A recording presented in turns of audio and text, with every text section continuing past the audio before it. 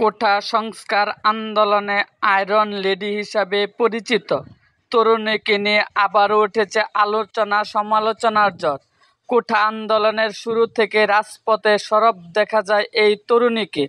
এই তরুণীর নাম ফারজানা। তবে সরকার পতনের পর সামাজিক যোগাযোগ মাধ্যমে খুব একটা দেখা যায়নি তাকে।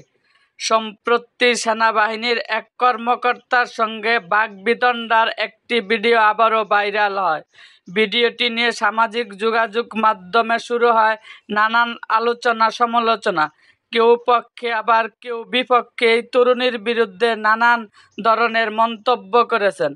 কেউ আবার সেখানে উপস্থিত থাকা সেনাবাহিনীকেও সাধুবাদ জানিয়েছেন।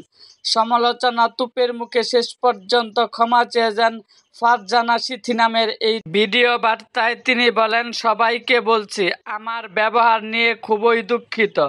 এরকম ব্যবহার আমার কোনোভাবেই করা উচিত হয়নি। আমি বাংলাদেশ আর্মির কাছে খুবই দুঃখিত।